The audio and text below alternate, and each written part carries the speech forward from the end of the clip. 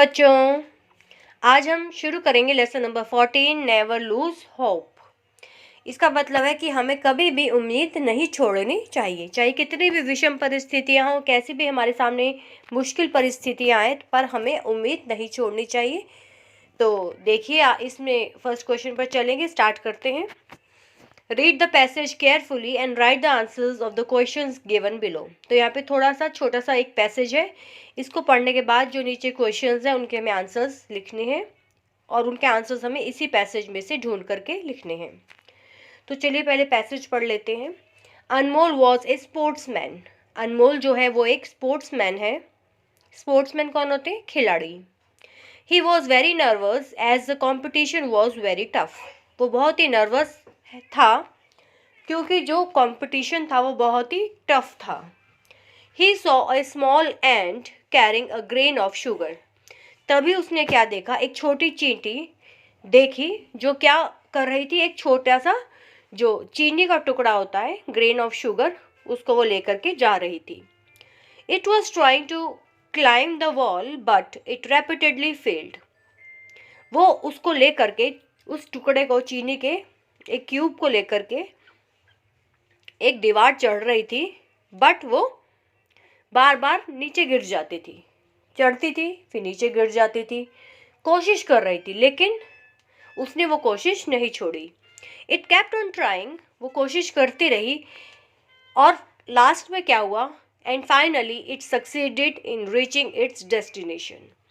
उसके बाद फाइनली ये रिजल्ट हुआ कि वो जो चींटी थी वो उस शुगर के क्यूब को, टुकड़े को, ग्रेन को वो दीवार पर लेकर चढ़ गई। तो इससे हमें क्या सीख मिलती है कि हमें उम्मीद नहीं छोड़नी चाहिए और अपना बेस्ट करना चाहिए, बार बार उसको ट्राई करना चाहिए। तो देखिए क्वेश्चंस क्या है। हु वाज अनमोल? अनमोल क्या है? अनमोल वाज ए स्पोर्ट्समैन, जो फर्स्ट लाइन में लिखा है। सेकंड क्वेश्चन देखते हैं। What was the ant trying to do? The ant was trying to climb the wall with a grain of sugar. यहाँ पे कैरी को काट दीजिए। With a grain of sugar, वो दीवार पे चढ़ना चाहती थी एक शुगर के क्यूब के साथ, ग्रेन के साथ। Did the ant finally reach its destination? Yes, the ant finally reached it's destination. क्या वो चींटी अपनी डेस्टिनेशन पर पहुंच गई थी? यस, पहुंच गई थी finally. What do you learn from this incident? इस इंसिडेंट से आपने क्या सीखा? We learned from this incident that we keep on trying again and again, कि हमें बार बार कोशिश करनी चाहिए। ठीक है। सेकेंड क्वेश्चन है, fill in the blanks with the words given in the box and complete the passage. तो हमें यहाँ पे बॉक्स में जो वर्ड्स दिए हैं उनसे कंप्लीट करना है पैसेज।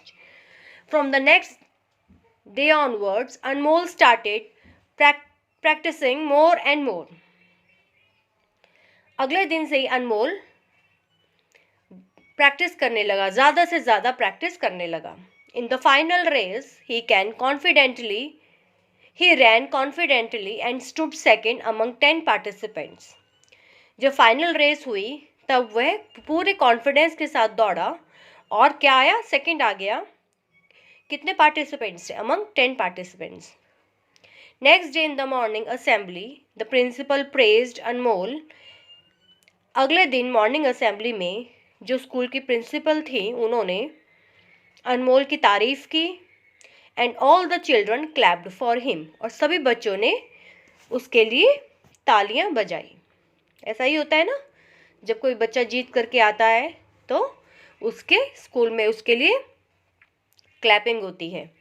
तो इसी तरीके से अनमोल के साथ भी वैसा ही हुआ। चलिए अगले क्वेश्चन पर चलेंगे।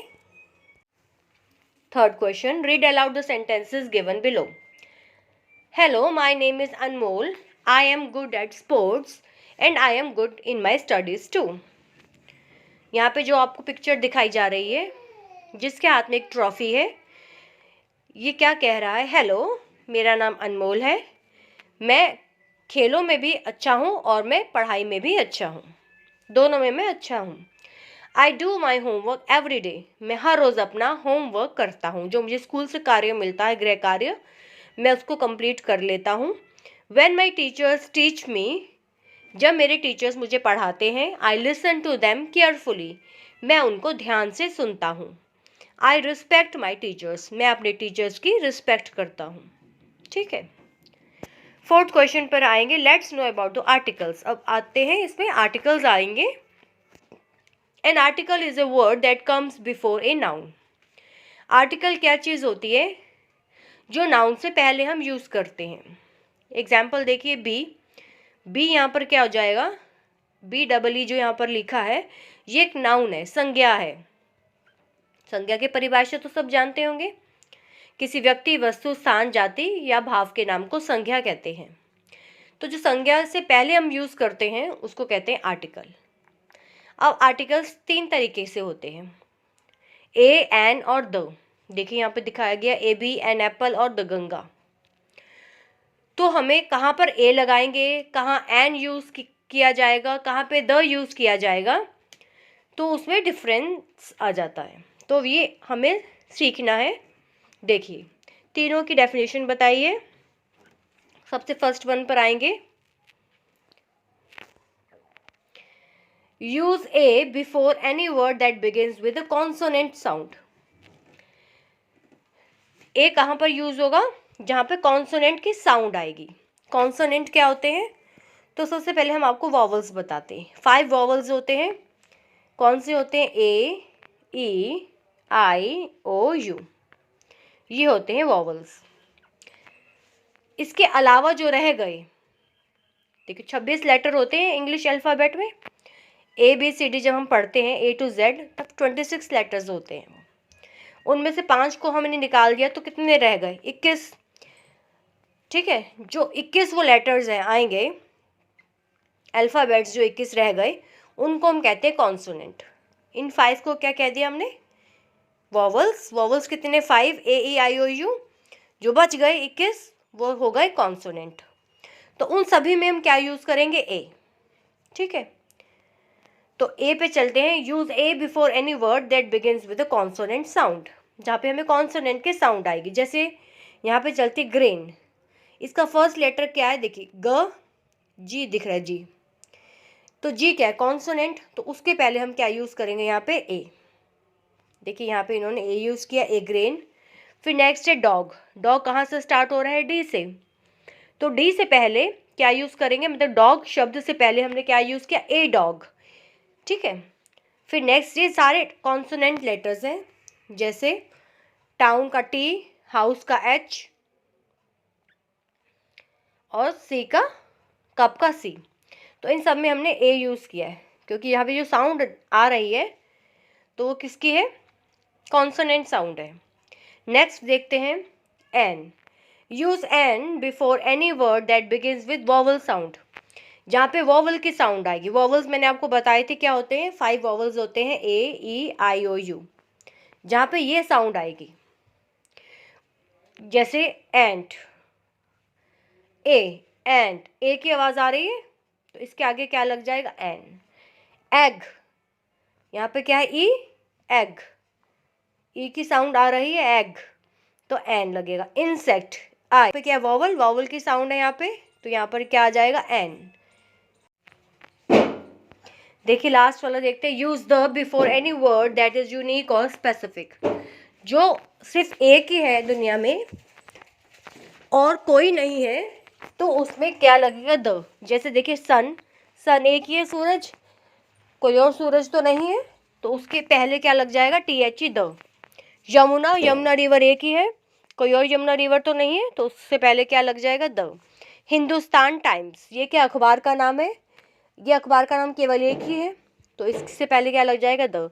तो जो सिर्फ एक ही है और यूनिक है, किसी जगह का नाम है, तो उससे पहले हम क्या लगा देंगे? द। बस इतना हमें तीनों का ध्यान रखना है स्पेसिफिकली। तो हम आगे करेंगे एक्सरसाइज इसकी। 5th क्वेश्चन पर आएंगे, Anmol has to complete his homework but he can not do it alone, help him to complete his homework. ठीक है, क्या होमवर्क मिला है अनमोल को? तो देखिए, I have to complete the sentences given below. ये कह रहा है अनमोल कि इसको जो नीचे दिए गए सेंटेंसेज हैं इनको कंप्लीट करना है। Teacher had told me to fill the blanks by using a, an और द, हेल्प मी प्लीज़। तो अनमोल का ये होमवर्क है कि उसको जो नीचे दिए गए सेंटेंसेज हैं उनमें ए, एन और द फिल करना है। तो चलिए हम करके बताएंगे।